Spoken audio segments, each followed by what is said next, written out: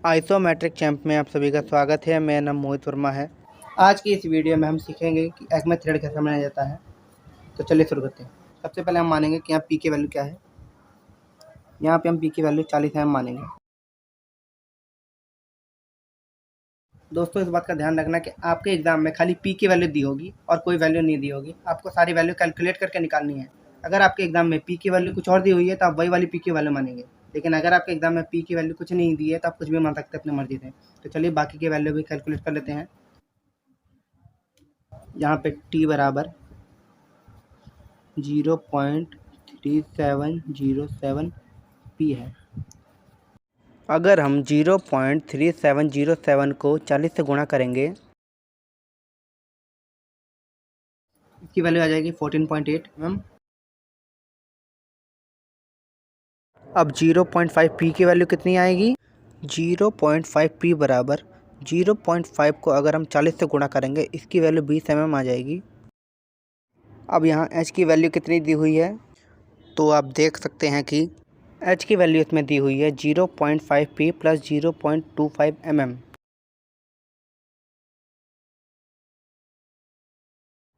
अब यहाँ हम 0.5 पी की वैल्यू कैलकुलेट करेंगे तो यहाँ आएगी 20 mm। उसके बाद हम यहाँ पे प्लस में 0.25 भी लिख लेंगे। अब हम इन दोनों को जोड़ेंगे तो यहाँ 20.25 mm आ जाएगा। तो दोस्तों इस बात का ध्यान रखना कि स्केल की लिस्ट काउंट होती है 0.5 mm। तो अगर हम चाहेंगे कि स्केल से 14.8 mm मेज़र किया जाए या फिर 20.25 mm मेज़र किया जाए तो ये मुश्किल है। इसलिए हम यहाँ 20.25 को यहाँ पे हम 20 mm मान के चलेंगे। और ये जो 14.8 mm है इसको हम 15 mm मान के चलेंगे। अब हमको थ्रेड कितनी बनानी है तो उसके लिए फार्मूला होता है 3p। p का मतलब होता है पिच। नॉर्मली 3 थ्रेड में ही थ्रेड के सारे भाग कवर हो जाते हैं, इसलिए हम यहाँ 3p ले रहे हैं। लेकिन अगर आप चाहें तो 3p से ज़्यादा भी ले सकते हैं। तो अब ये 3p की वैल्यू कितनी आएगी, तो जैसा कि आप देख सकते हैं p की वैल्यू हमने 40 mm मानी है और अगर हम 40 को 3 से गुणा करेंगे तो यहाँ 120 mm आ जाएगा। तो चलिए शुरू करते हैं। सबसे पहले हम लोग 120 mm की एक लाइन खींचेंगे। ये खींच ली हमने 120 mm की लाइन। इसकी हाइट h है और h की वैल्यू निकली यहाँ 20 mm। यहाँ पे हम 20 mm की हाइट ले लेंगे। यहाँ से भी हम लोग 20 mm की हाइट ले लेंगे। फाइनली इसको भी जोड़ देंगे। अब हमारा ये थ्रेड इसी बॉक्स के अंदर बनेगा। तो दोस्तों इस बात का ध्यान देना कि थ्रेड बनाने के अलावा हम लोग जितना भी एक्स्ट्रा कंस्ट्रक्शन करेंगे उसको आप हल्की पेंसिल 4H से करेंगे, लेकिन जो हम थ्रेड बनाएंगे उसको आप डार्क पेंसिल HB से बनाएंगे। तो चलिए शुरू करते हैं। सबसे पहले ये देखेंगे, इसका बीच का एंगल है 29 डिग्री। लेकिन इस बात का ध्यान देना कि ये वाला एंगल और ये वाला एंगल मिला के है, मतलब एक तरफ का एंगल बनाएंगे तो वो 29 का आधा होगा, मतलब 14.5 होगा। ये जो डी का पॉइंट है, डी के पॉइंट को हम यहाँ रखेंगे और यहाँ से 14.5 डिग्री का एंगल लेंगे। और 14.5 डिग्री का एंगल कैसे लेंगे वो भी समझ लेना। हम लोग नीचे से नहीं गिनेंगे, हम लोग ऊपर से गिनेंगे, 90 से दाएं तरफ। यहाँ पॉइंट आ रहा है। अब इस पॉइंट पर स्केल रखते हुए हम लोग इस लाइन को जोड़ देंगे और इसकी दूरी है टी। टी की वैल्यू कितनी आई है? टी की वैल्यू यहाँ 15 mm आई हुई है, तो यहाँ हम 15 mm की लाइन खींचेंगे।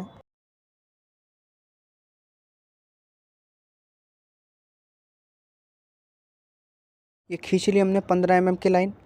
अब हम डी को उल्टा रखेंगे और डी को इस पॉइंट पर रख के यहाँ से भी लेंगे हम 14.5 डिग्री का एंगल।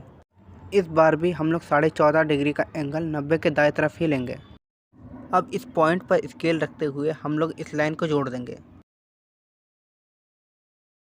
ये बन गया पहला थ्रेड। चलिए अब दूसरा भी इसी तरह से बनाते हैं। इसकी जो बीच की दूरी है वो भी टी ही है। टी की वैल्यू यहाँ 15 mm आई हुई है, तो यहाँ हम 15 mm की लाइन खींचेंगे। ले लिया।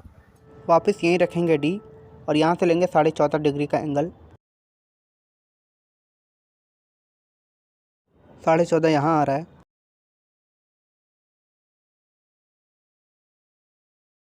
अब इस पॉइंट पर स्केल रखते हुए हम लोग इस लाइन को जोड़ देंगे।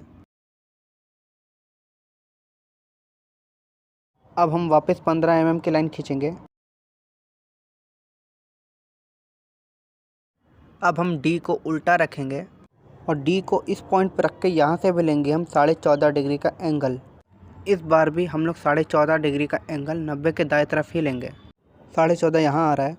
अब इस पॉइंट पर स्केल रखते हुए हम लोग इस लाइन को जोड़ देंगे।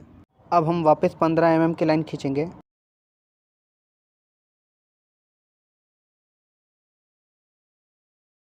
वापस यहीं रखेंगे डी और यहाँ से लेंगे 14.5 डिग्री का एंगल। इस बार भी हम लोग 14.5 डिग्री का एंगल 90 के दाएं तरफ ही लेंगे। 14.5 यहाँ आ रहा है। अब इस पॉइंट पर स्केल रखते हुए हम लोग इस लाइन को जोड़ देंगे। अब हम वापस 15 mm की लाइन खींचेंगे।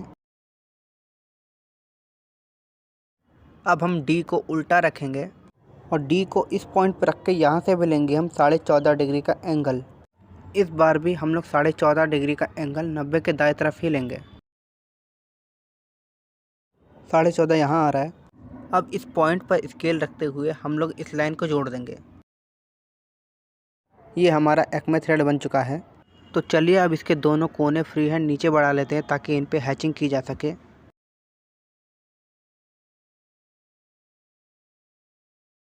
तो दोस्तों इस बात का ध्यान रखना कि ये जो हैचिंग हम कर रहे हैं, इन हैचिंग के बीच का गैप सेम होना चाहिए। ये नहीं कि कहीं 1 mm का गैप है तो कहीं 2 mm का।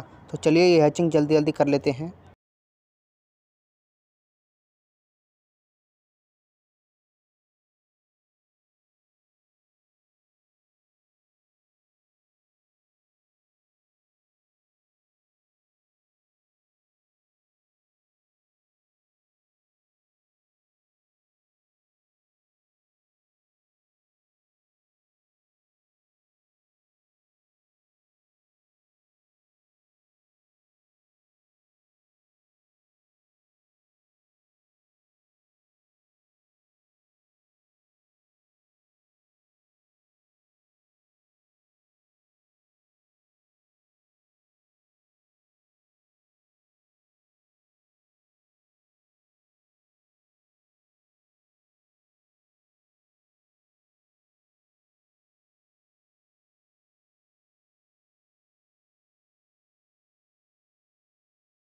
तो चलिए अब इसके डायमेंशन भी दे देते हैं।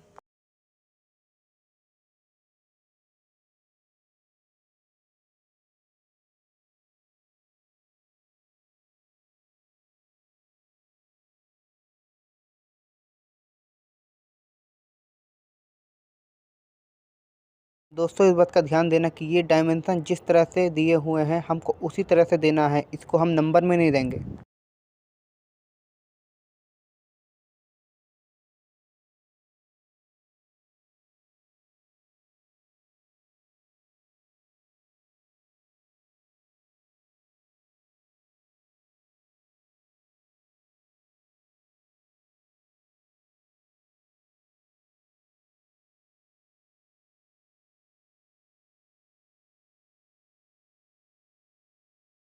ये हमारा एक्मे थ्रेड का डायग्राम कंप्लीट हो चुका है। उम्मीद करते हैं कि ये वीडियो आपके लिए हेल्पफुल हुई होगी। अगर ये वीडियो आपको पसंद आती है तो इसको लाइक कीजिए। हमसे जुड़ने के लिए हमारे चैनल को सब्सक्राइब कीजिए। सब्सक्राइब करने के बाद बेल आइकन प्रेस करना ना भूलें ताकि हमारी आने वाली नई वीडियोस की नोटिफिकेशन आपको टाइम पे मिलें। वीडियो को ज़्यादा से ज़्यादा शेयर कीजिए और कोई और डाउट रह गया तो आप हमें कमेंट बॉक्स में कमेंट कर सकते हैं। तो मिलते हैं अब आपसे अगली वीडियो में, तब तक के लिए धन्यवाद।